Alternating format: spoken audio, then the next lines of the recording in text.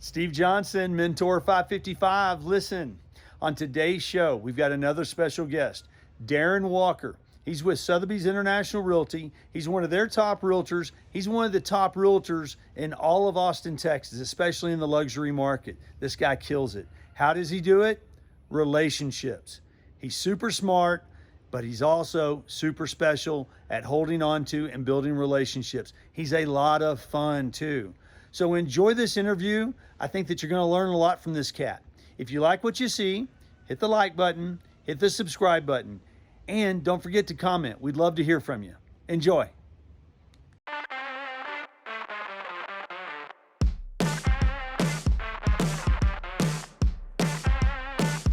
Big D, Darren Walker. Welcome to Mentor 555. Thank you, Stevie D. Stevie D in the house, along with Big D, Big Darren Walker. Man, not only are you one of my absolute best friends in the world, not only are you someone who brightens my day every time that we get on a phone call, every time I come over to the PCL. Our guests will learn what the PCL is here in a little bit. But, man, I just want to thank you for being someone that I admire, someone that I look up to, not only as in business. You know, you're one of the badass realtors here in town. We're going to talk about that.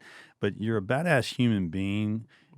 You're a great father. You're a great husband. I think Carrie she may agree with it. You know, maybe 83% of the time she would agree with us on that. But your story to me is fascinating on how you became a top realtor, a top real estate professional, and how you ended up getting to that point. And it was a lifetime of effort. And for you, much of what you do is effortless, right? But your backstory, I think, is going to speak volumes to our audience today. So thank you for coming on. I know that you're super busy. Yeah. I know that you're probably going to be texting people under the table, putting contracts together. I know when you got here today, I go out in the lobby. I'm like, Big D, get off of your phone, man. Stop working until the very last second, man. But were you closing a deal? Were you putting a deal together? What was going on out there? You would think at this close to Christmas that, yes, people will be calling it quits and going on vacation. But no, there's always somebody wanting something, some activity, some deal. Some deal we're trying to finish it before the holidays, and so that's what that's all about. You're a deal maker, is what you do. You put deals together, Big D. Yes. Yeah. So you're with Sotheby's. You're one of the studs at Sotheby's. You've been with them for what, like 5 years? 5 years. Yeah. It blows my mind how fast time flies. Because I remember whenever you were transitioning from your previous broker, we had to sit down. We had a couple of them, and you're like, "Hey, man, you think I should? Should I?" You know, you're getting guidance and some advice from those within your inner circle, and we felt like that was the right move for you. And really, from that, not that you weren't doing really well before, but from that point forward, when you rebranded yourself with Sotheby's, your business took off. Right. Wow. And so I'm going to go off. So I'm going to work backwards. So year to date, you're in the mid 50s on your 50, 55, 57 million year to date. Okay. Last year was a fantastic year for you. Closed 78 million, somewhere in the upper 70s. Yep. Okay. Close to that. Year before, mid 50s. Year before that, low to mid 40s. So you've been seeing an upward trend. Of course, this year we've seen 2022 as we start to wrap it up. We've seen some transition. Yeah, the market has slowed some. I want to talk a little bit about that today. Yep. Of course, it was gangbusters last year. Yep. I remember we would have conversations. You're like, there are like 10 offers, and 7 of them are from my office. Right. And 6 of those 7 are cash, And so some of the fun conversations that we'll have today is how you overcame that and how you continue to overcome it, because the market is like a roller coaster. We're in one of the best markets in the country, as we clearly know. But I want to know how you overcome that. I also want to discuss, when you got into real estate, which was 2010 full time. Is that right? That's about right. Okay, so you've been doing it 12 years, which is not a long runway for someone that's closing the type of volume that you are. And you've really, you don't have a ton of units. Like if you have realtors out there that are closing between 50 and 80 million, and their average sales price is, let's just say, $500,000. I mean, they're closing 100 plus units in a year. But for you, that 70 something million that you closed last year, how many homes was it? How many families did you That serve? was on only 19 sales. 19 sales. Yeah. Okay, so we could do the quick math It's on about that. 4 million About 4 average million. Okay. price. So when you take a listing and they're under 4 million, do you make them feel awkward? I try not to. do you go, hey, you know what? I would list this house at 3.87 because that's market, but you would skew my average. So we're going to list at 4.1, knowing that we're going to, probably have to drop it here in a couple weeks now. But that, and you are known, at least in my circle, as the Westlake king of real estate. Okay. Yeah. Born and raised. I do have that nomenclature. A lot of people will call me Mr. Westlake Call me Mr. my Westlake? background, my history, and Do you tell your wife the area I that? Does she specialize call in. you Mr. Westlake or does she call you something else? No, she just calls me Big D. Big D? Is that because your name's Darren or for some other reason? Maybe both. We're going to have fun today, good brother. Now, I thought that you were going to bring some tequila for this interview. I've got a lot on my plate today. It's not a tequila day, but there's a time and a place for There is that. a time and place. And I know, and don't let me forget, because I know one of those time and places is the PCL, which for our audience stands for the Pussycat Lounge. Is that right? The Psychedelic Pussycat Lounge. Oh we my just God. go with PCL. You go for with Pussycat PCL. Lounge, and Okay. a lot of people love to come and enjoy themselves. And that's where a lot of entertain. deals are put together. Is that right? Well, we don't really work, but we'll certainly entertain, and we network, and mainly just have a really great time. Well, and that's what you do, Darren, and that's one of the things that that I really admire about you is that to me, you are a good time. And I mean that from the perspective as a friend, as a dear friend, but also in business. Like whenever I refer you friends and clients, and I say, hey, you need to call Big D, and here's why. I say, you're going to get a pro, right? This guy knows his shit, but you're also going to get somebody who's fun, who you're going to enjoy hanging out with, who's going to take your endeavor and it's going to be very critical mass important, right? He's going to treat it like a true pro, but he's going to have fun doing it. And not many people in the luxury real estate world can be themselves, right? Yeah. And why do you think that is? Why do you think that they have that cloak and dagger? I'm a pro. I am a real estate professional. And then you see them out downtown and they're acting like they're acting like somebody totally different. Well, I think there's an art to working with people, and my personality is very extrovert, but also I have a very professional side where I want to take care of business and handle things in a strategic way and think through how to best help a client through a transaction. Everything's custom tailored to what their needs are.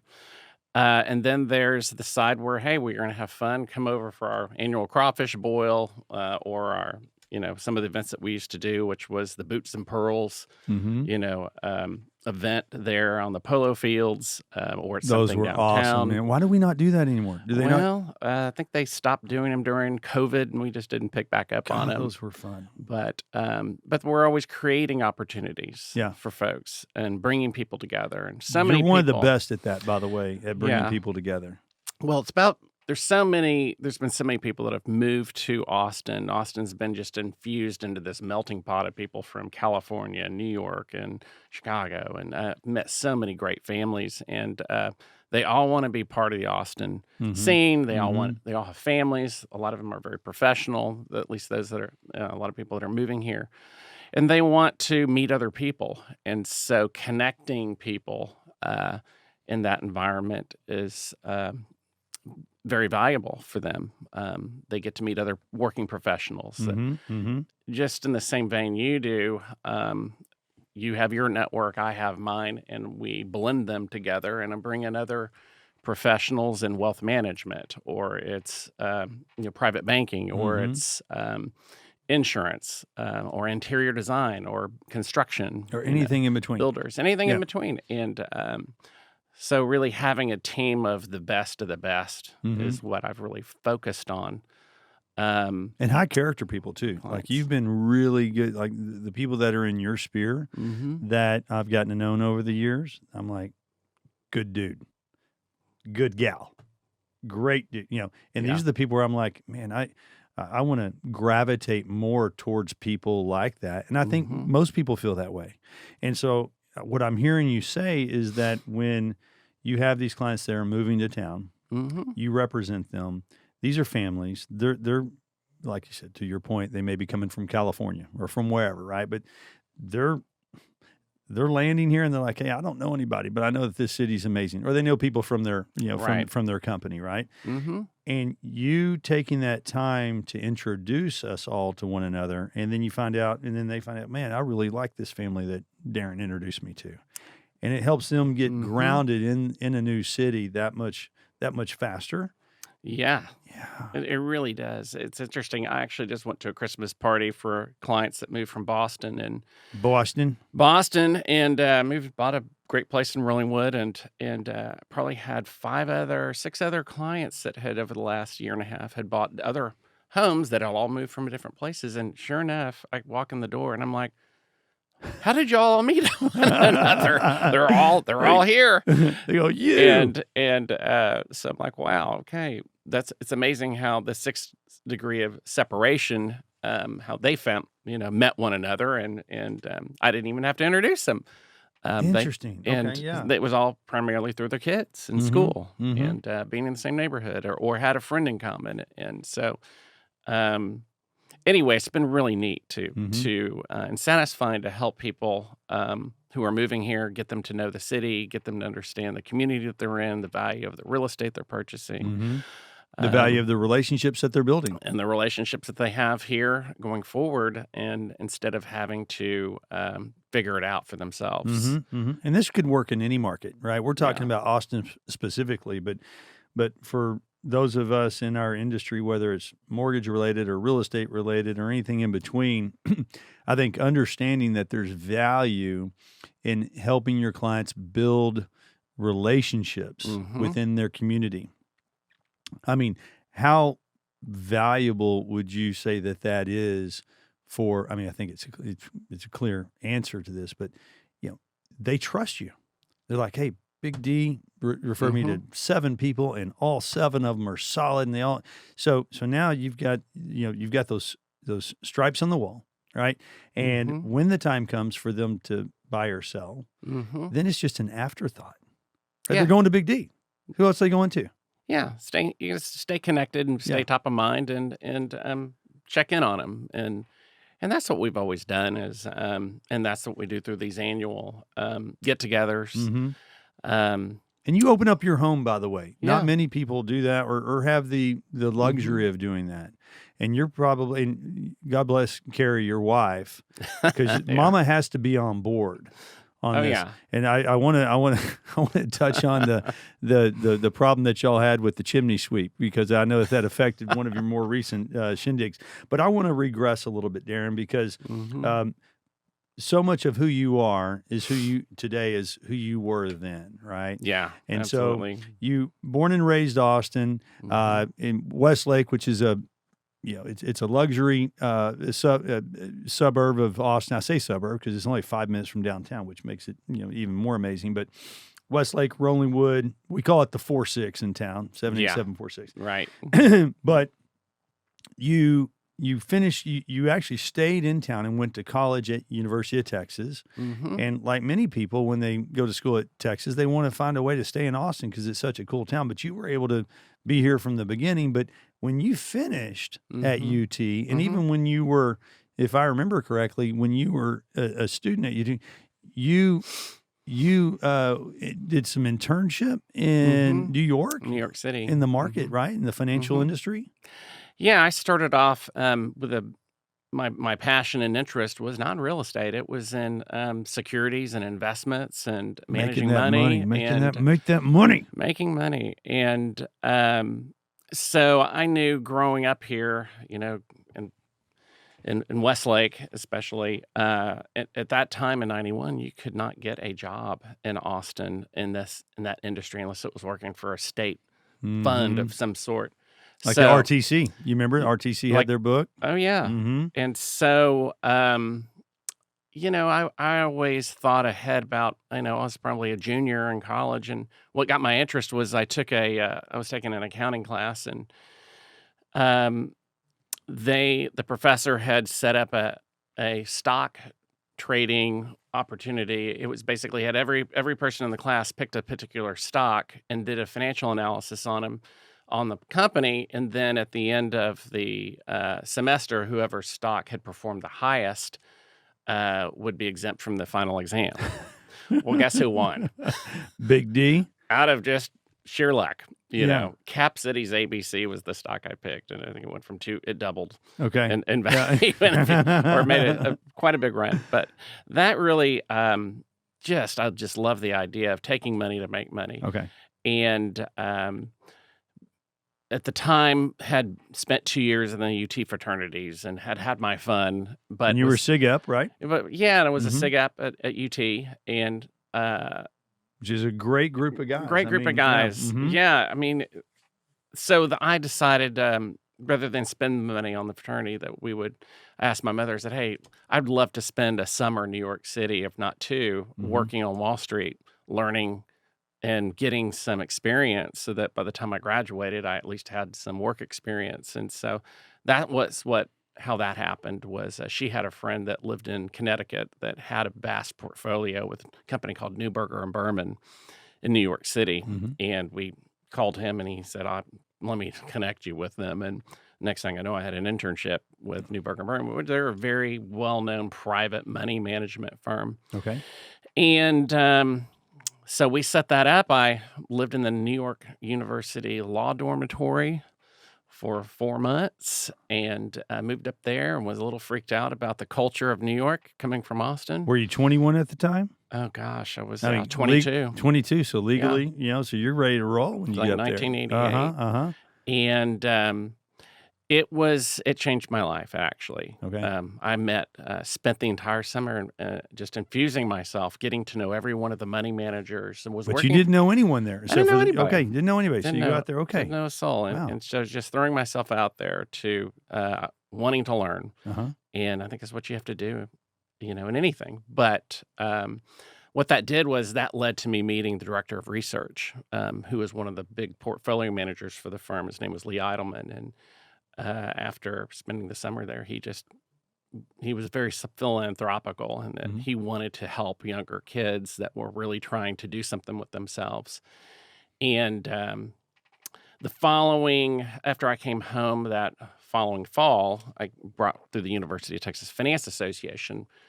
We did a trip where I think we had 20 students that wanted to tour and learn about either the mergers and acquisitions programs that all of the big Wall Street firms offer, or the investment banking programs or money management programs. And so I went back up there and organized the event. Okay. And it was at that point, Lee Eidelman sat me down and said, "I really want to help you." And so he sat down, and next thing you know, he was wanting to help pay for college tuition, and Wow. help support me, help connect me with others in the industry, Mhm. advise, advice, be a referral. Mhm. And that's really that really had a big influence. I mean, I've never So he had anybody was step mentoring, out like he stepped in almost as a pseudo mentor because as a mentor. Yeah. you didn't have a strong male role model in your life. Mm-hmm. I mean, your mom was your biggest role model, and Yeah. I mean, Yeah. that woman has done just about everything. Yeah, she raised me and my sister and my brother, and she went through a few different marriages Mhm. growing up. Mhm. And my father was a Canadian national figure skating champion from Canada that lived in Houston. Hold And- on. Your dad was a national Canadian figure skater Yeah. champion. Mm-hmm. And I don't know how I don't know this. I knew that, but I don't know how he and your mom meet Mm. and then produce a baby. So he was a professional, grew up with 8 brothers and sisters in, rural area of Canada. Uh-huh. And he just had a work ethic to be the best he could as an ice skater Uh-huh.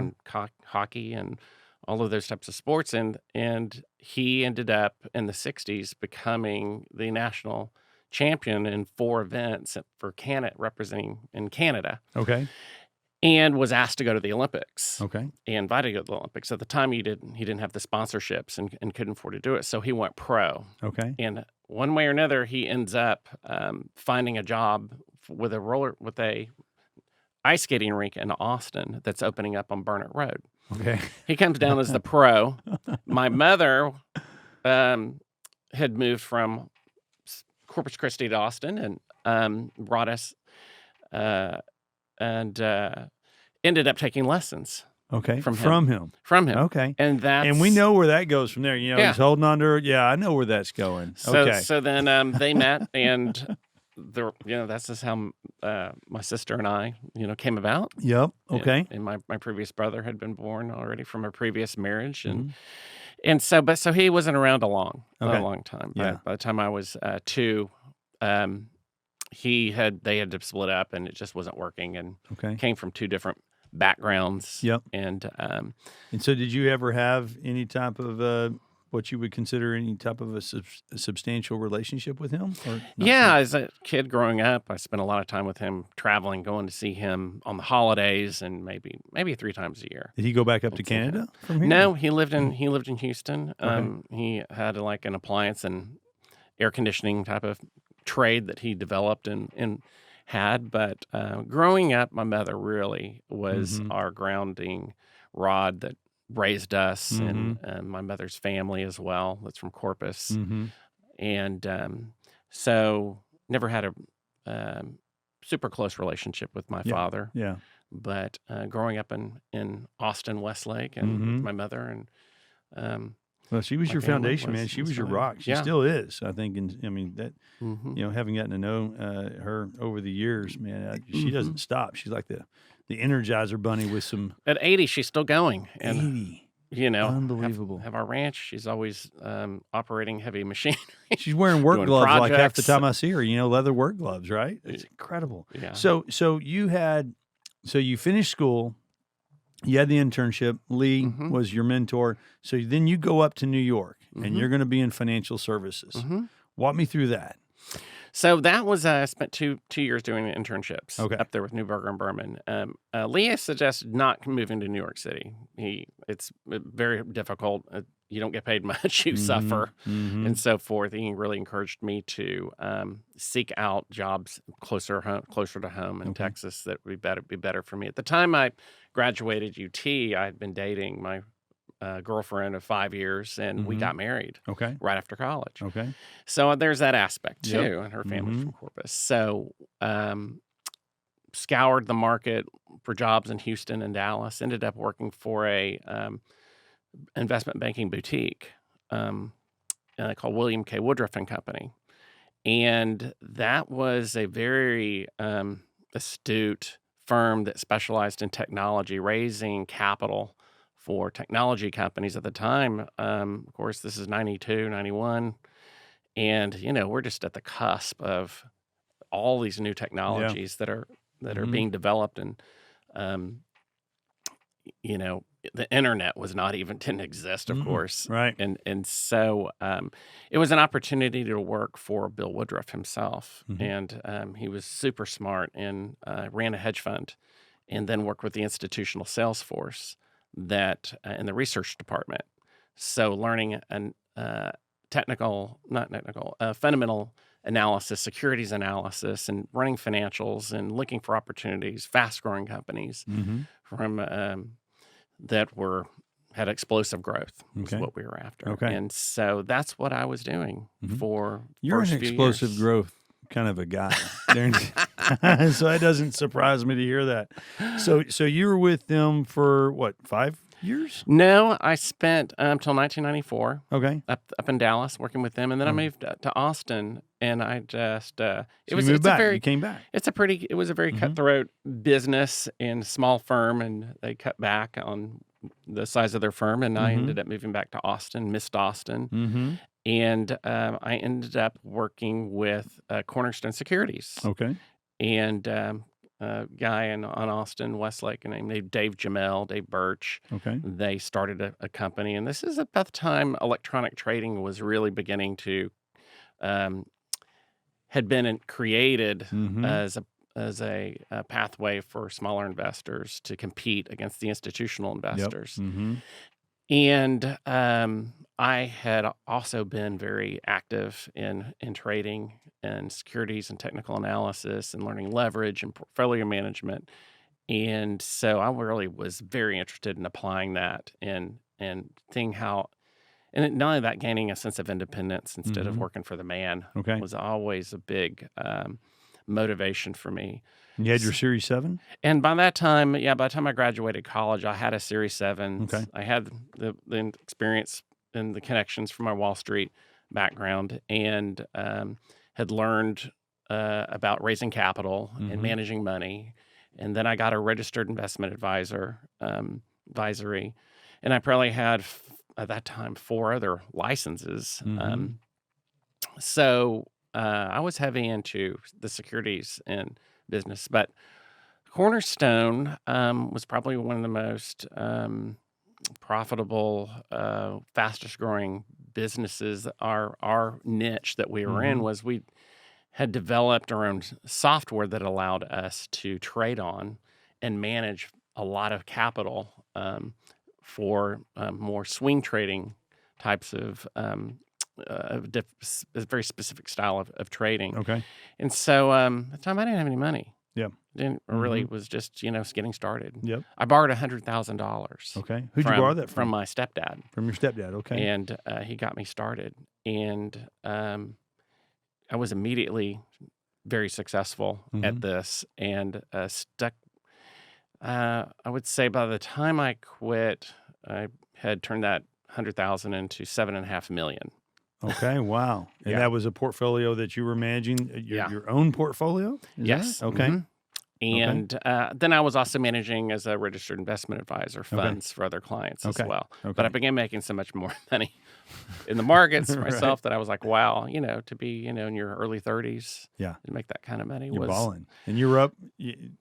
Were you in New York at that time also, or no? You were. No, You were I was here in Austin. Okay. Okay. And so Were this you is going back and forth at all to meet with investors or with clients? No, and at that time I was not. Okay. I was pretty much on my own, working independently, Okay. and working with Cornerstone, Okay. helping them develop the business, and Okay. working with some of the best people in that firm.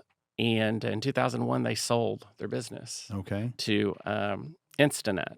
Reuters bought them. Okay. Reuters owned a technology called Instinet that institutional traders And that was used. during that time where the .com bubble, the .com bust, when it was all had a huge run up. That was literally right in the middle of all that, From right? the 94 to 2001 Mm-hmm. time frame. When 98, I remember being a bad year, but it was just very steady, and then it just crescendoed into this Mhm. explosive move in 2000, and it was so much fun. I could write a book about the what went on in that firm, the money that was made, maybe some of the greed that also happened. But anyway, it's a past Put Moneyball to chapter, shame. Yeah. in my Mhm. life that was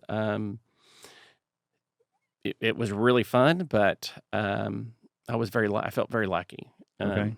And at that time, when you're that young and you make Sure. that kind of money, Sure. it also you think it's going to go on forever. Sure. You're bulletproof, man. You think you're Yeah. bulletproof. Mm-hmm. And there's a naivety at at an earlier age where you that's what you might think. Mm-hmm. And when the crash happened in 2001, I had to make a change. Mm-hmm. And so I began then transitioning to taking the money management and trading technique and philosophies that I developed, and I applied it on a much larger scale. Mm-hmm. And began working with a group of guys, and we developed our own firm where we were a commodity trading advisor. Okay. We began trading S&P futures. We began trading currencies, and Did y'all have like a proprietary platform that y'all had designed or we developed? did. We Yeah. had developed our own our own program, And then we began marketing it to partner with bigger institutional firms Mhm. that had the money management or money raising capabilities. They Right. already had big institutional Right. investors. So we Mhm. partnered with a firm called Iron Financial Management in Chicago. They had over $2 billion in funds and were primarily fixed income, but So that they managed? Is that they right? managed, Okay. yeah. Okay. And so anyway, we worked with them for 5 years, and our goal is to raise 100 million. And Okay. so we started off with 5 million, it grew to 20 million, and then in 2005, So basically, are you a hedge? 2006, Are you considered a hedge fund at that time? they are called a fund of fund. So Fund to we are fund. managing a piece of their fund of funds. So they might be invested in lots of different Okay. sectors, Okay. and we are managing a small piece that would give them a boost in their overall returns. Okay. Through the performance of our fund. Okay. And so, by 2006,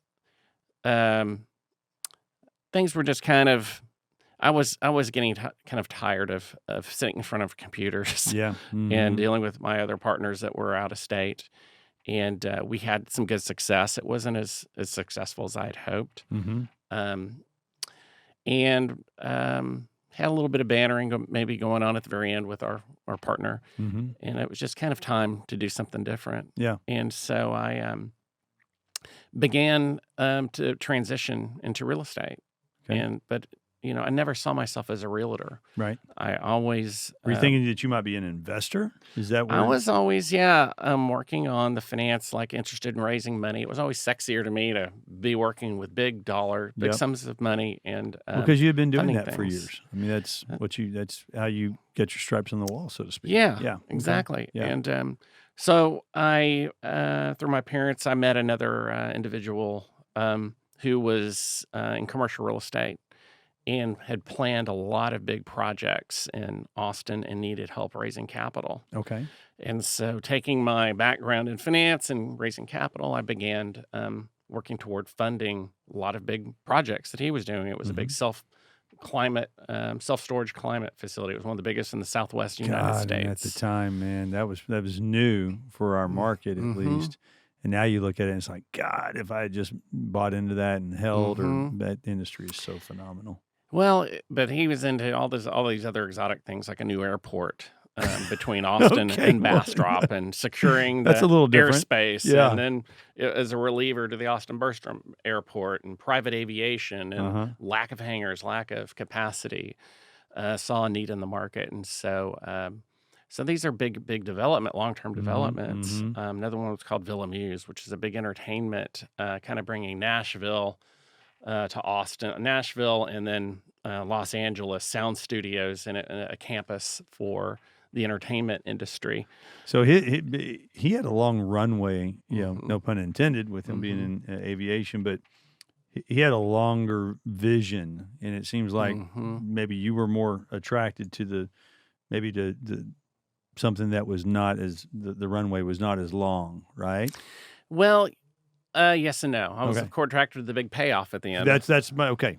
but you never know. Going into something new, you don't know. Well, what is the time frame? What is the incubation period? Right. But it's all very exciting, and Yeah. because it was my background, that's what I gravitated to. Okay. So that kind of also led into working on other communities like Cinnamon Shore and Port Aransas. Yep. And Right. For our listeners who aren't familiar with that, become familiar with it. mhm. And it's what we call the 30A of Texas. Yeah. Right. Yeah.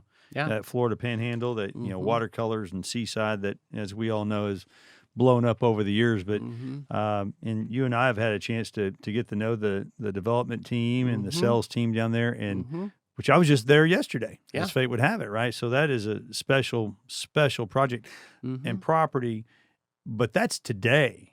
Mhm. Go, regress 14 years ago, and you had that Mhm. opportunity that you were Yeah. stepping out. It was 2008, 2009.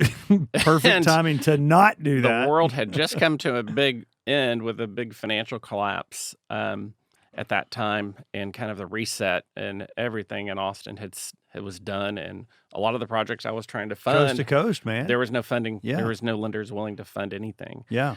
Um, the developer, Jeff Lampkin, who I connected with, just immediately saw what a dynamic personality he He was, and is. he's well Still capitalized is, and yeah. just smart as a Well whip. connected. Mhm.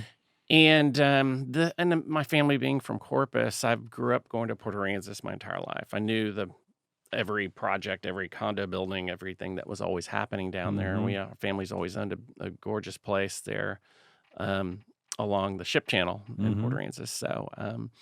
So I had a lot of background knowledge, had a lot of friends, a lot of connections down there. Mhm. And what he was developing was like the seaside or the watercolor of Florida, Panhandle, and in Port Aransas. Immediately Mhm. thought this is super unique, super Yep. different. Yep. And at the time, Cinnamon Shore, the original Cinnamon Shore, now called Cinnamon Shore North, had 3 phases to it, really. He was working on the first phase, and maybe 20 homes had been built. Yeah. And so when I stepped into this, I was like, okay, let's give this a go. I was hired as a consultant. Okay. And so Jeff and I worked on the partnership for the Cinnamon Shore Town Center. Okay. 6 condo buildings, which had the retail component to Mhm. it, Mhm. restaurants and shops and so forth. And what we didn't expect was we get to we do the money raise, which Okay. was one element of it, and then the banks say, "Great, now we're going to need you to sell 30% of the condos of the first building, enough to pay enough that equates to the amount of the loan that we're Okay. going to lend you." That's how strict they were, Sure. even those personal Which, of course, guarantees at the and time, land and it's understandable. Yeah, 08, 09 timeframe. yeah, Yeah, they had to be super prudent. yeah. Yeah. So I immediately was like, well, I know some people. So I started calling all of my friends. I started calling all my contacts of investors and so forth.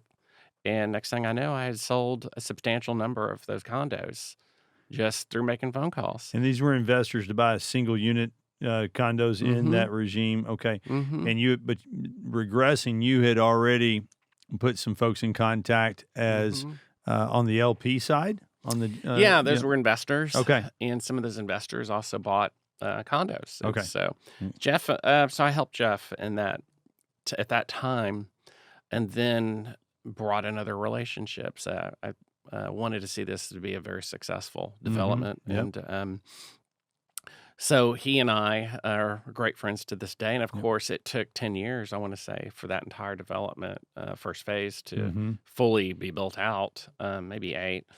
But There's it several took time. hundred homes in there. It Yeah. accelerated Mhm. and was finished. And Jeff, being the entrepreneur that he is, he's still going to this day. He started Cinnamon Shore South.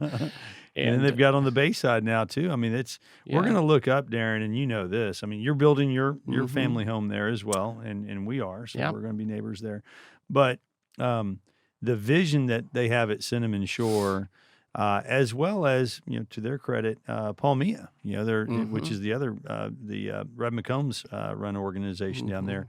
Mhm. We're going to look up 10, 20 years from now, and that island, the landscape is going to be completely different. I expect it to be one community similar to what you might see from when time you go from Seaside to Watercolor to Mhm. Rosemary Beach to Alice Beach. Yeah. It's like the 30A. Yeah. And that's Jeff's vision, I believe. Yeah. And that's what he'll continue to do. He's bought up quite a bit of land Yep. over there Yep. and now has established brand. And so that initially is what then caused me to rethink residential real estate. Okay. That was kind of Because you were having some success at the it. catalyst toward it. My realtor who'd sold me my house to try to persuade me to becoming a realtor before doing the commercial real estate finance Okay. side of things. And I just said, I just don't see myself. Was that because they said, doing "Hey, that. you've got the personality for it. You have what was it that led them to say that?" A lifetime of connections in Austin, Mhm. the finance background, just having maybe a little bit more sophisticated background than a lot of people Yeah. in our business, and then work ethic maybe. Yep. And so at the time I was just like, I was just looking at commercial or residential real estate in a very stereotypical way, Yeah. holding open houses with, Yeah. big Yeah. women with big Yep. hair, Blue hair. girls, There you and all go. the classical thing. And I was like, I just didn't see me doing that. But that changed my process Okay. through the Cinnamon Shore Yeah. project. Okay. And then in 2000 and late 2010 is when I said, I think my wife and I, Carrie, we ended up trying to figure out what would be the next chapter. And that's when I committed to becoming a That's about when we residential met. I think agent. that's about when we met in 2010. Yeah. I think I was given a little song and dance about some of the niche products that I was offering, Yeah. and to your credit, you reached out to me after that. You're like, "Hey, man, I need some nichey stuff," and you seem like a nichey guy. So let's see what we can do together. And from that point forward, we've been partners Yeah. ever since. And Yeah. and we've been a fan, what I would consider a great ham and egg show, right? Where, I kick a deal to you, but these are people that we care about that are in our inner circle. And it seems like that you learned that early on, right? On how, when you were in New York, you went there not knowing anyone, but you were able to start cultivating relationships there. Right. So in the financial world, and let's call it what it is. You're a social guy. You're a likable guy, and I would imagine you were probably that way in the fraternity. You were probably that way in school. Very well liked, and people gravitated to you. What do you think? Where do you think that you get that attribute? Right. I really enjoy having lots of friends and making lots of connections and creating opportunities for fun. I think back in the high school days, that's what it was all about. Was you were known as a fun guy. You had some parties that I know nothing's about. changed 40 years later. Yeah. And so going back to those days, I've always been a very extrovert. But then I remember holding our high school graduation party was at our family ranch, and we brought everybody out. And so I've just always been very focused on bringing people together, creating relationships, and then really thinking strategically in business. Okay. Yeah. So partnerships like you and I have, it's the partnerships and it's the people, meeting people like Lee Eidelman, meeting people like Jeff Lampkin, then starting.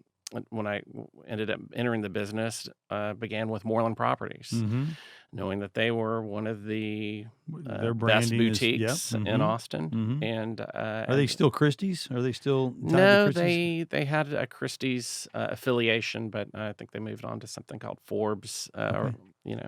Great group of guys and gals over Yeah, there. great group. Some of the best producers in Austin. And that's who you started with. And that's where I started. Yeah. And spent 7 years. And I remember when you were business. transitioning, it was a struggle for you because you had those relationships. You had the people that you basically you grew up with, several of them, right? And that you loved. But you recognized that you needed to spread your wings and go with another flag. And you chose Sotheby's. Right. What was it about Sotheby's that got you to move that needle? Well, a few things. One, I was very attracted to the brand. Okay. Sexy. You Sexy look brand. at, international real estate. Which that says a lot, right? The brand, Moreland Properties has great branding here. They're wonderful. But you wanted something that had more of an international scope to it, and Sotheby's, because I remember you were looking at several different partners. Yeah, I had thought about it if I were to transition to another firm, and so that brand is what appealed to me the most. Also, the broker, Jay Cooper. Yep. Young, San Antonio. Young, cutting edge, vibrant. Has a driver. Yeah, he really.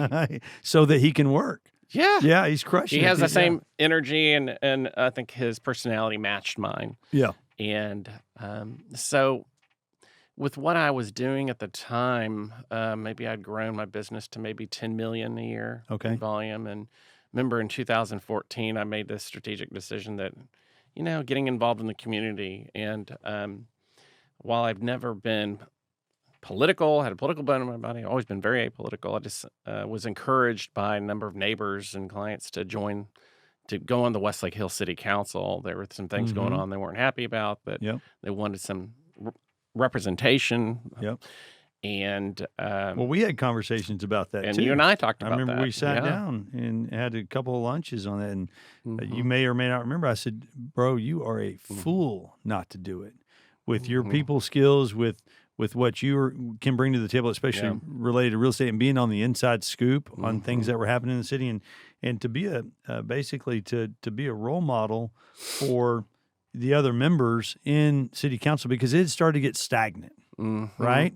Well, the city council had always been comprised of kind of UT professors, folks Mm-hmm. that are retired, Mm-hmm. um, maybe at the time, folks in software or older residents that really weren't working.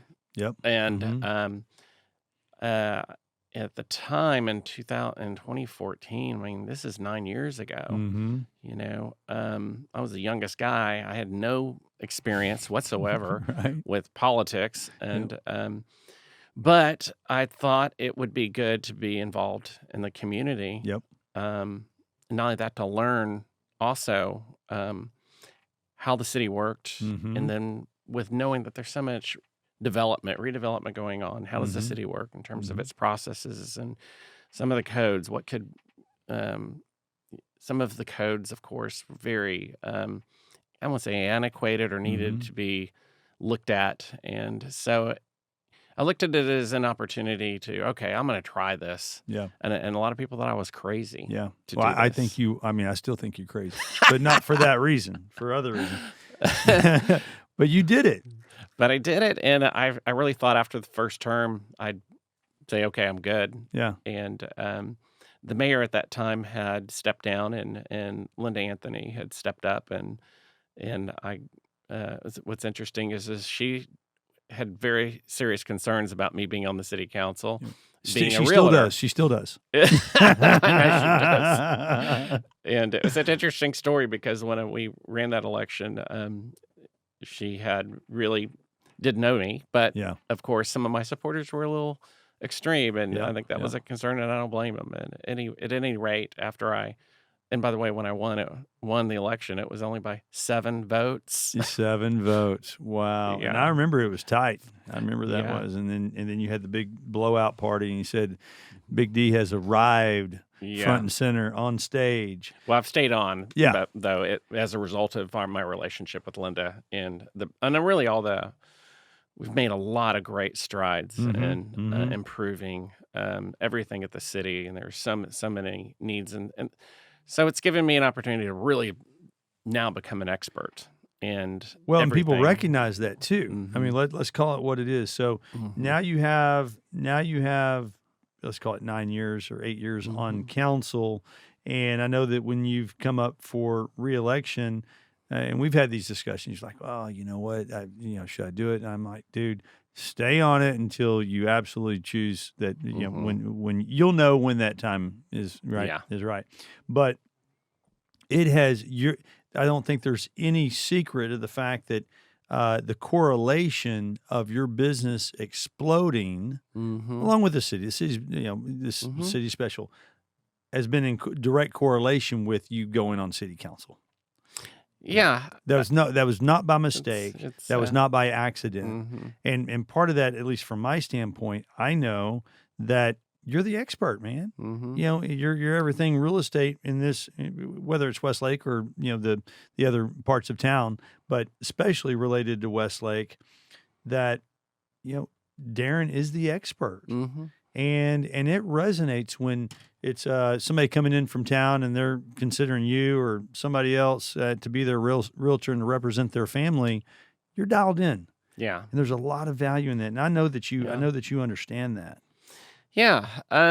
It didn't happen right away, obviously. I mean, I would say the first 2 to 4 years, it Mhm. was just business as usual. And but when I made that move from Moreland to Sotheby's, I had really been things started to pick up a little bit, and then Mhm. in 2 years, my business grew fivefold Mhm.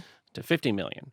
To 50 Yeah, from 50 10 million. million to 50 million, within 2 years. and was number 4 in the city as a luxury agent Yeah. by 2019. Mhm. Mhm. And so And so you accomplished that that in was like less than a 10-year window, Darren, yeah. right? Yeah. and that's something to be Mhm. commended. And what do you set the city council involvement in its own category, right? Mhm. What about the relationships Mhm. that you had before and those that you had since, from that point forward, whenever, whether when you were at your previous broker or at Sotheby's, um, how valuable have those local relationships been? Yeah, I mean, you mean at the city or all over? All over, All but over, yeah. at the city again, we're Mhm. assuming at that point you're a couple years in, so that Mhm. word is starting to spread. Mhm. I know that, so so I'll interject this. I know whenever I refer you clients, and Mhm. even more so then, I would be like, hey, here's a guy. He's gonna take great care of you. You're gonna have a lot of fun with him. Oh, and it doesn't hurt that he's Westlake City Council, Yeah. right? Well, at least what I'm able to do is on that vein is if someone's going to buy a piece of property to renovate or they're going to doze it and start new, at least tell you up front what can you and can you not do, and what if you need to get a variance for something, what's likely to get approved and what's not, Mm-hmm. Mm-hmm. and or really guide them toward working with professionals who help them work with the site, Mm-hmm. and so then new construction has become. I mean, today it's the biggest part of my business. Mm-hmm. Tear down new construction or some development, new construction. Demand, Mm-hmm. demand had for as Austin had begun to really evolve and the Mm-hmm. market's price points began to pick up, and now this drive toward, even before the pandemic, lots of demand for newer homes and lots of old housing stock, Mm-hmm. and so it's just a matter of time before a lot of these '70s homes are the value of the land is worth more than the improvements. And it's worth pointing out we're Mhm. landlocked. Mhm. Whether it's Central Austin or in this case Westlake, Mhm. it's unlike other markets, even our own market, where you have expansive territory that you can Mhm. come in, move dirt, start a development, get the production builders to come in. We're talking a Mhm. limited supply Yeah. of great dirt, and to that point, a lot of the real estate that you sell and that you move, people want a city view. They want a downtown city view. They want a hill country view. They wanna be in the lake. Maybe they want to be on the lake. When It they just also want a lot of it is Mhm. heavy topo. All right, so the Mhm. topography. So then they're Mhm. leaning on you. Hey, what Mhm. builder can you connect me with? What custom builder? So Right. I think what you clearly to me what you bring to the table, and this goes back to earlier in our Mhm. conversation, is it's about the relationships Mhm. that you have built over the years. Right. And you've been really good at that. Yeah. We talk about, your Yeah. Wall Street days. We talk about whether it's college or before that. But where does that come from? Who in your life set you in that motion, or is it something that you just feel like comes naturally? I wanna say, maybe it's just, how I was brought up. I always watched my mother Mm-hmm. working really hard at what she was doing. She to this day, she can't sit still. Mm-hmm. She gets bored. Right. And it's so I've always had that just kind of innate, work ethic, Mm-hmm. even as a Mm-hmm. kid, like, "Hey, I'm bored. I wanna do something." So what I do, I go do a lemonade stand, and in Okay. high school, mom had a commercial landscaping business, and I wanted to make money, and I just always wanted the freedom of what money or of having independence. So she sets me up in a commercial land, like maintaining shopping centers, and Okay. on the As a teenager or as what? I'm in school, in high school, Oh my God. and had four commercial shopping centers I was maintaining for Charles Morrison, and then doing lawns, and next thing you know, I'm making thousands of dollars a month in high school, So that and set you off now, was that when she had her helicopter? yeah, that's when she had it. Talk She, about uh, having a single mom that's a go-getter that yeah. chooses to get a helicopter, right? Well, we had a ranch north of Austin near Briggs, and so when she started a tree farm, and Uh-huh. at one point, 300 acres with lots of fields, and at one point we had 50,000 trees 50,000 in the trees, okay. ground on containers, and I'm out there. Different species or one particular Oh species? no, or- plenty of different species, lots Yeah. of oaks, lots of. But we had a lot of. We're taking trees from nurseries that were growing bankrupt, and then plan was to grow them, and of course that was earlier '80s. How But about that? Taking trees from nurseries that were going bankrupt. How about that business? Okay. yeah, I don't think I know anybody else in that industry, but Well, Wow. so mom's idea was I'm going to get a helicopter. I can fly out there quicker. It was really more. She's flying over different nurseries. She wanted to have a landing pad there in Westlake at the house, Uh-huh. and the city was not going to allow her to land a helicopter there. But We do have the one pad right on Lake Austin. Was that that's outside the city at Westlake. Quaid's house? Yeah.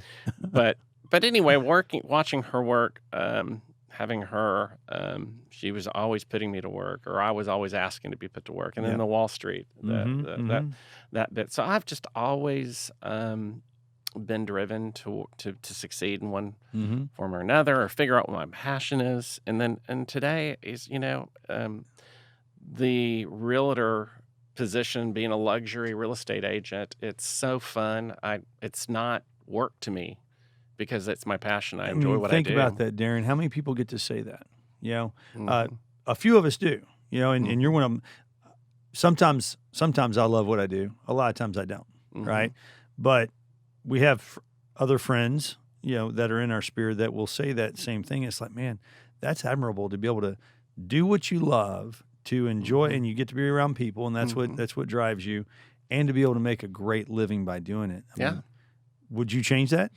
I wouldn't change a thing at this point. I think I found my calling, and what I've also gravitated to as my business has grown was, and there's a lot of people that approach this business differently, where they grow themselves in terms of teams and being everything to everybody and being all over the city. Whereas I've chosen, not wanting to miss a deal. I chosen to specialize in West Austin, and it has allowed me to work more efficiently. In that half my business is off market. Yep. And I know this area of town extremely well, from not only lifetime long history, the neighborhoods, growing up, but then the city council, the work I've done with the city council, knowing codes and being able to help people through the process. And so, when we said, okay, I did $77 million on 19 transactions, I had a lot of fun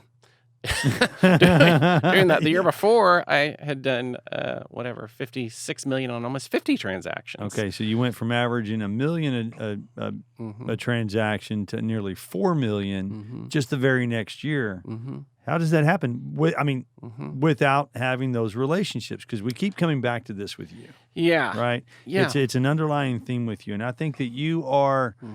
You're mischievous in how you go about building your relationships and endeavoring those and maintaining them, right? Right. Because there's that fun factor of being able to work with Darren, but again, Darren, I think that we really should dive into this a little further. At me sharing with our audience and us together how I see it from being an insider, but from the outside in, at how fantastically delicious you are and juicy you are at your relationship building and maintaining. Because those people that are in your sphere, many of them are highly successful in business. Yeah.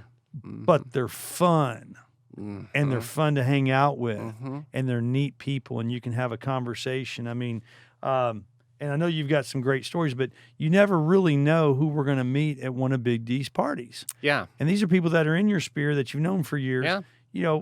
I forget which party it was recently, but I show up over there, and there's your boy Tito. Yeah. Just sitting there. Of course, you better have all of your Tito stuff up on the shelf, especially when he's there. But, he's just hanging out with the crew. Yeah. Just being all American, being himself, and you're back there behind the bar, being the bar back, and one thing about that takes that to the next level is that people are very comfortable around you, and you're comfortable around them. You're yourself. Yeah. Where's that secret sauce come from? Just being yourself and not feeling like that you have to worry about it. Treat people are people.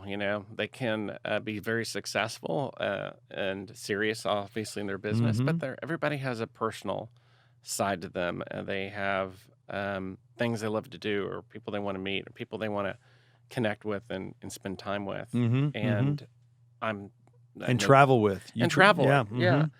And so building over time, what I call powerful partnerships Okay. with people Mm-hmm. has been part of the key for me. Go deep on that. I want you to go deep on that for me. Yeah. So, my relationship with, some of these other gentlemen that I've mentioned they're highly successful. I've had some partnerships that were not good Yep. early on, but it's learning from cues to things I might not have picked up on earlier on that I've learned from that what to look for. And then also, not only are they successful, but are they fun? And what is their ethics and morale? And Yeah. Mm-hmm. are they, Are they great in loyal? business, but are they a horrible person outside of business? Yeah, Yeah. exactly. And so I've really just gravitated toward when I meet somebody I really like or family that comes to town I just like, then I just want to include them in our inner circle. Yep. Mm-hmm. And that I'm always trying to expand on that, and new people will get referred or will come to me, and then and there's been deals. Like I said, I kind of adopted a less is more philosophy, okay. which a lot of agents don't do. Mm-hmm. But it's allowed me to work more efficiently and work with and create the partnerships, just like you and I have. Yeah. Mm-hmm.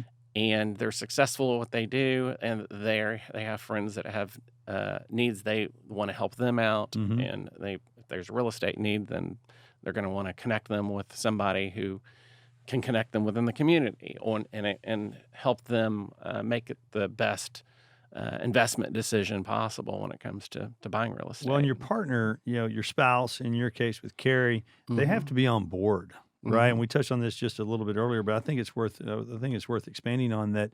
You open your home up better than really anybody else. My wife Kelly is not into, she's like, her being Latina, you've got to, even with direct family, she's like, okay, they can stay for 2 hours and that's it. Okay.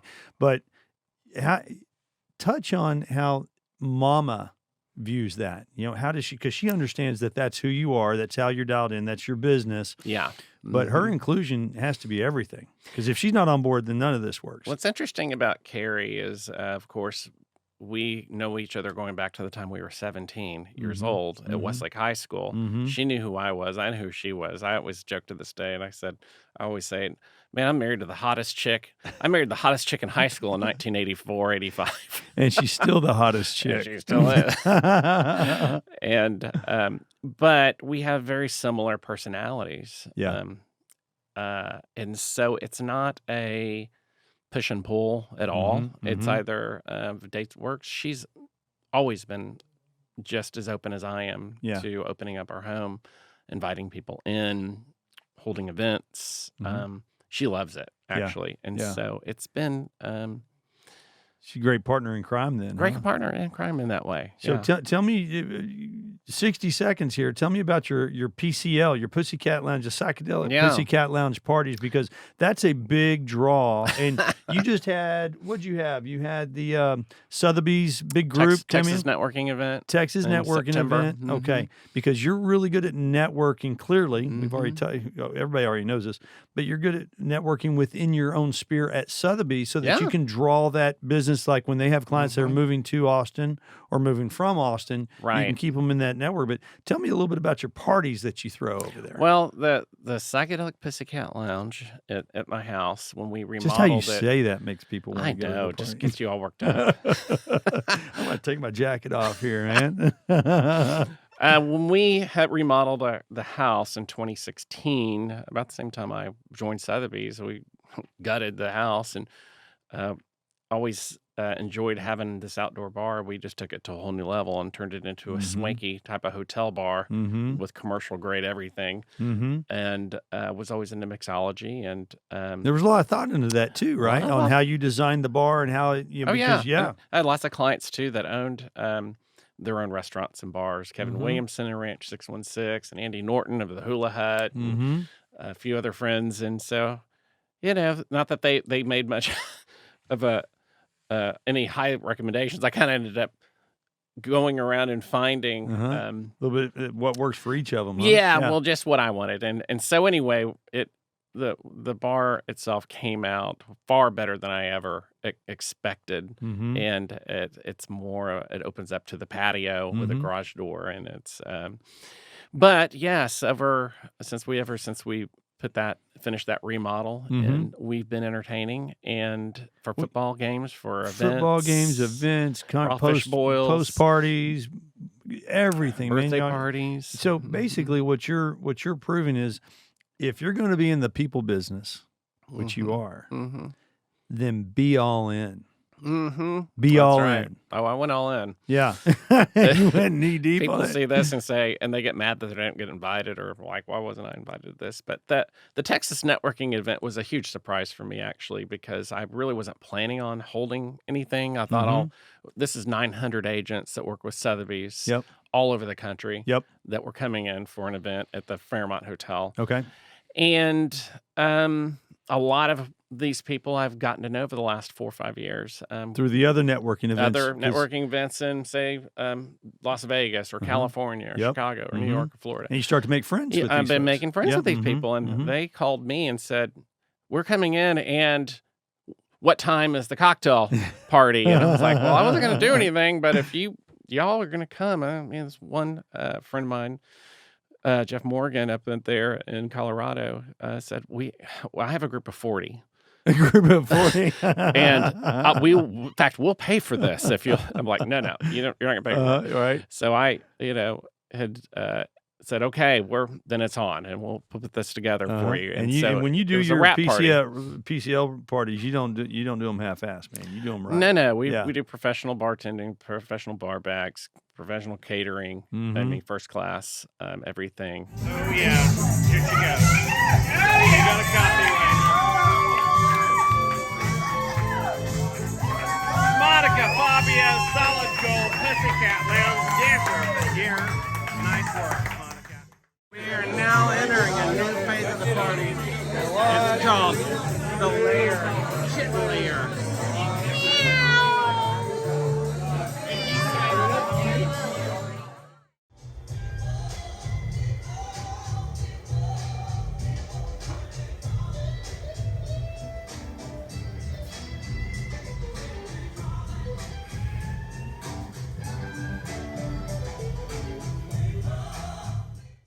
What do you throw down? Like, what's that run you? So a party like It'd that? be like $6,000. $6,000 for one night. for one night of just depending upon what we're doing. Yeah. How much those crawfish boils that will Yeah. last But 7, that's an 8. investment. That's an Yes. investment in the relationships, and it's a staple. And people, Mm-hmm. and I remember on that particular one, and I think this is important for people to know, is that people aren't coming; they're coming here for the event, Mm-hmm. and the event is a Sotheby's event, but the real event is at the PCL. Mm-hmm. Right, and with Big D, but there were a couple of other top producers with Sotheby's Mm-hmm. that also were doing their own gigs too. That's right. So Yeah. let's touch on that, because I think that's important for people Yeah. to understand, is that you're competing within your own circle. Mhm. It's a friendly competition, Mhm. right? But what were they doing? One of them had a boat, if I remember correctly. They had a Yeah, Kirk Lewis, he did a Town Lake boat cruise with dinner, I think, and cocktails. Maybe Mhm. it was 2 or 3 hour thing. And I never looked at this as a competition. It was just, I wasn't even going to do anything. right. But they reached out to me and wanted to do this. And so I knew Bridget Ramey had an event at Pershing. Mhm. A few folks had events at high top condos downtown. Yep. I figured the whole group would want to stay downtown. Yeah, yeah. But Well, and Bridget having her party, right? I mean, because Mm-hmm. she having had huge successes over the Mhm. last few years in representing the Yeah. clients that she represents. I mhm. mean, she has a name for herself now. I mean, Mhm. you know, she always has, but now she's exploded. Yeah. And Mhm. and we have to understand that your colleagues that are coming in, they're going to be referring clients Mm-hmm. to Austin. And we're Sure. talking, if your average sales price is $4 million, you can do the math on that. That's a substantial opportunity there. So the investment is just a small portion of it. totally. But you're also investing in the relationships. And it's doing consistently Yeah. because like those crawfish boils we started 6 years ago, we do every year. And those clients want to bring their friends. Mhm. And and then it builds. Oh, people look forward to it. From there. Everybody looks forward to I it. know. I was, and- we're in Medellin, so I was on your last part. I was like, let me see if I can, switch my. And Kelly goes, well, that's your son's birthday. I go, he doesn't know the difference. I'll be back. yeah. But that people look forward to that, man. Yeah, and that's what it's all about. I think at the end is building building relationships with folks, and even with the other agents. I mean, I think that's really important. I really have, as much as I love people in general, having great relationships in the brokerage industry is really key, because you're going to be working with people repeatedly, especially top producers, and then getting them to come look at your listing, or they're excited that I have something going on. Yep. This new development, the Wildcat Club that I've done with West Wigington, is a huge opportunity. And what's that average price on those? And those start at $10 million and go up to almost $20 million. How about that? And that's just 6 homes in one subdivision. That's $70 million of inventory. And then you've got that other listing that's right around the corner from our place with that view of downtown. Again, a lot of it has to do with views, right? Yeah, and then there's plenty of others, but that relationship with Wes and Foursquare is one that took 5 years, really, of Wes and I we'd see each other, and he had a client that bought one of my lot listings, and then we just would see each other from time to time, and then this need came up, and we become very good friends. Yeah. And well, you have, Darren, I would like to see the list. Like, this might be like LBJ's black book of the who's who in the D Club. Maybe that's what we should call it, the D Club, right?